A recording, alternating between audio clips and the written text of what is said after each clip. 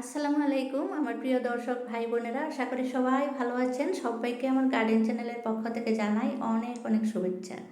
আজকে দেখুন হাতে কি নিয়ে এসেছি। এক হাতে নিয়ে এসেছি একটা কাগজে করে কিছু বীজ, আর এক হাতে নিয়ে এসেছি এগুলো হচ্ছে চায়ের পাতা, শুকনো চায়ের পাতা।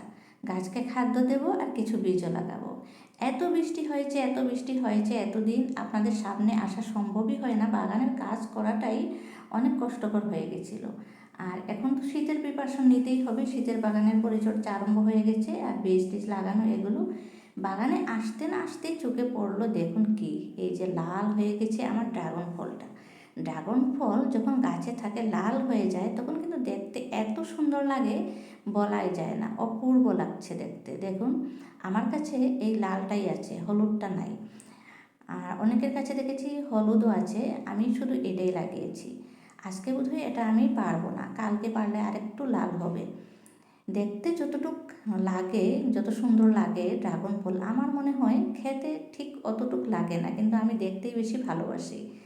কখনো কখনো মিষ্টি একটু কম থাকে বৃষ্টির দিন। আর ওই পাশটায় দেখুন আরও একটা একটু একটু লাল হয়েছে, ওটাও আরও মাত্র 2 দিনের মধ্যেই হয়ে যাবে। আমি এবার ভাবছি কি এই দুটো ড্রাগন ফল আমার ননদকে দেব, ওদেরকে দেয়া হয়নি।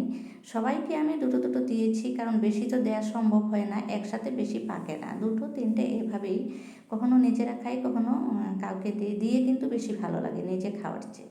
আর এদিকটায় হচ্ছে আমার সিম গাছ, দেখুন মাশাআল্লাহ অনেক সুন্দর গ্রোথ হয়েছে আর ফুল আসারও মোটামুটি সময় হয়ে গেছে সিমের গাছটা।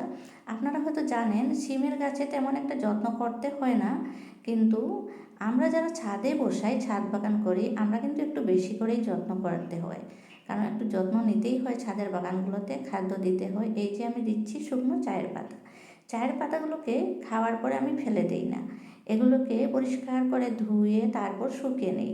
শুকিয়ে নিয়ে আমি আমার ফুল গাছগুলোতে দেই, সবজির গাছগুলোতে দিই। চায়ের পাতাতে রয়েছে প্রচুর পরিমাণ নাইট্রোজেন, এগুলো থেকে আমার গাছগুলো নাইট্রোজেনের অভাবটা পূরণ করতে পারবে।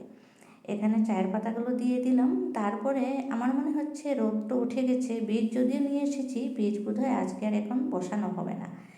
এই দিকটায় দেখুন কি, এগুলো হচ্ছে মিষ্টি কুমড়া চারা, একদম ঘিচকিচাতি হয়ে গেছে।